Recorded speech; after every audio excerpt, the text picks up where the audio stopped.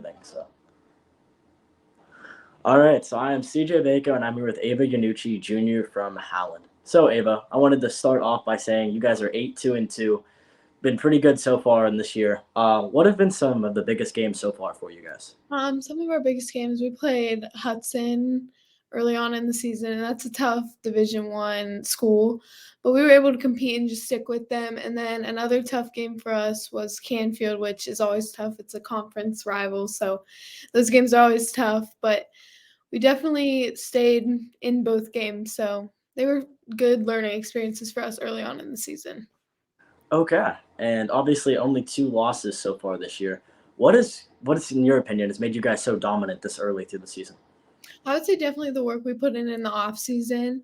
It definitely helped prepare us for the season, and we have a really tough schedule. Especially we opened this year with a ton of tough games, so those really prepared us for a lot of our games this year and really helped us get a lot of results this year so far. Okay, and you said all the work that you guys put in the off season. If you don't want me asking, what is like a normal practice for Howland soccer look like for you guys? We do a lot of work on the ball and with like foot skills, passing. We really focus a lot on our game because we know we can play soccer really well. So we focus a lot on that. Okay. And so obviously you're a junior. There's some seniors on your team this year. I wanted to ask, is there any seniors that you have a favorite senior when you're gonna miss the most this year? Or No, I don't really have a favorite senior. I really like all of our seniors this year. Um, yeah, it's a great group that we have this year for seniors, and they're all going to be missed a lot. okay, all right. And I was looking. I see that you are averaging about 2 goals a game. So I asked about your team starting off. Now I'm gonna ask more about you in particular. How have you found yourself being able to score as many goals as you had so far in this? I would definitely give a lot of credit to my teammates on that. We work so well, we move the ball so well that there's so many people on our team scoring goals. It's not just one person, it's everyone. We really focus like a lot on teamwork, and so it's been good to have such a variety of scores, and they help a lot. Oh, okay. Sounds good. And another question I can ask you is, what made you want to play soccer from such a young age? I don't know. I fell in love at a really young age. It's the only sport I've ever played, and so I really just fell in love with it, and I enjoyed it so much, and it just stuck. Okay. And obviously, you've had a lot of training. I know you do SBA.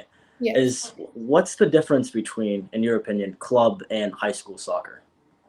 Um, that's a tough one. Club is definitely there's a lot higher competition sometimes, but that's a lot of people on our team play club, so club really helps like build you as a player and make high school a lot more enjoyable for everyone. So it's just fun, and it's fun to do both. Okay, no, I understand. That was kind of a tough question, Yeah. but so I'm looking on Max Preps here, and I wanted to ask you about a couple of your close games, and Okay. so I'm going to start off with an early game, second game of the year. We'll go with Olmsted Falls, 3-2 win. How was that game for you guys? That was a tough game, and we knew going into that one that would be a tough game. We actually played them last year and fell short. So we knew going into it would be a tough game and we would have to bring it all. But we played really well that game and really just played our game, and we ended up with a win. So it was good to get that win early on and build a lot of confidence in us moving forward. Yeah. Okay. And I see a tie to West Branch. I know that West Branch for the girls, they have been very good this year as well. What was the difference in that game that you guys ended up tying? So what was going on really in that one? Yeah, they're a really good team. They're really well defensively and offensively. So we knew like going into that it would be a tough one. We ended up falling short on a free kick with like 10 minutes left, but they're a good team, and again, it was a good game to really like help us get ready for later games in the season because we played them early on. So that was a good game too. And yeah. Okay. And I see that you guys have your upcoming games is obviously I think do you play it says Glen Oak today, but I don't know. Do you have a game today? Yeah, we play Glen Oak tonight at 7. Tonight at 7. Okay. So what's some keys going into that game tonight? We know we're just gonna have to work. They're a really good team. They have a lot of good players, and we know we're just gonna have to work as a team and play our game to be able to beat them. Okay. And obviously, as you only have a couple more games remaining, but they all look pretty difficult. I mean, you're playing Boardman, who you guys did beat earlier this year, but only by a goal. Then you guys play Canfield, who you guys did lose to, one of your only two losses. And then Harding, well, a 3-0 win against Harding, but I mean, still. So you got a tough stretch of season coming up. All right, what's your guys' how do I want to phrase this? Like, not really game plan, but how are you guys going to stay focused in this tough stretch of games coming up? Yeah, so we have our 4 conference games left this year, and we've already played all 4 of them. But we know that any conference game can go either way because it's such a tough conference to play in. So we really do. We have to stay focused.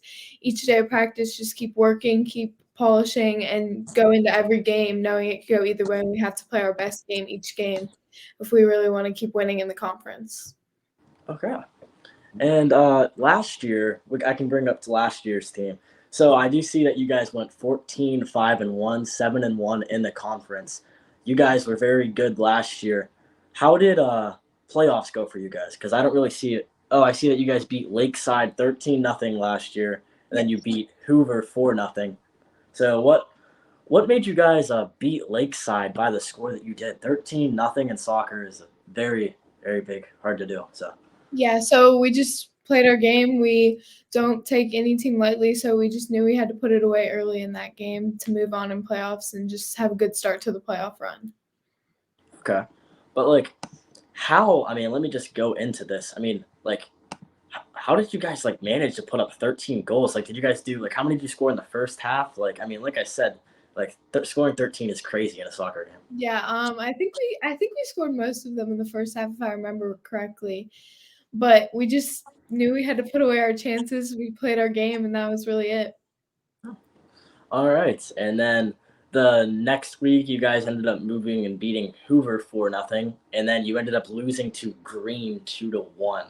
So how what game was that? Was it like the district championship or what It was was that game? the district semifinal. District semis. Okay. And a 2-1 loss, not to bring up bad memories or anything, but why did you think you guys fell short in that game? They were definitely a really good team, and we just didn't come prepared to play. I think that game. I think it could have went either way. They were a good team, but we were definitely hanging with them. We have a tough playoff like situation because we are Division One and we're such a small Division One school, so we know that playoffs are tough for us, and we have to play our best game each game in playoffs, or it will come to an end for us. So that was definitely that, but we're hoping this year to make a little bit of a further run. Okay. Yeah, no, definitely. And you guys definitely have the talent to do that this year. So obviously, you get a lot of credit. I've seen your name get brought up a lot this year. But who are some impact players on your team? Yeah, so with our team this year, every single player on that field is an impact player. Like we couldn't do without any single person on our team. Our back line, everyone in our back line is so good and have done so well all season. Really just keeping our back line and giving up a few goals, especially Eva, Anna Maceres, and Ava Alvicher. They've really held down our back line. Our midfield has been so good this year. Our wing players, Imogen and Gracie, have done so well for us offensively and have really helped our team this year. And then we also have a striker up top, Maddie Schmidt. She's a freshman and she's came in and she's done so well. And me and her have a really good connection up top, which I think has helped. But every single player on our team makes an impact this year, so it's definitely fun to be a part of. Okay. And you mentioned fun to be a part of that team. So who do you say that you would get along with like the best on your team? Like who makes practice the most fun? That one's hard. Everyone like we all get along so well, and practices are so fun because we're like best friends on and off the field. So when we come to practice, it's just like being with your best friend. So it's so fun. Mhm. But the funnest, I don't know. That one's tough. Everyone is really fun to be around this year. So I don't know. Okay. No, team chemistry is definitely big. I mean, I played soccer all 4 years of my high school, and something that my team and my coach would do is we'd constantly like have like team dinners, or we'd go out and he'd like pay for something for us, and he definitely preach team chemistry. What do you guys do to keep like the chemistry and the morale up for your Yeah. guys? So Before our season starts, we have like a big soccer sleepover where we all get together and we have a sleepover and we go and do a scavenger hunt. Like there's a ton of different teams and we go do a scavenger hunt around town. And so that's definitely my favorite like team bonding thing to do. And then throughout the season, we have team dinners with each other and that really just helps build the team chemistry for sure.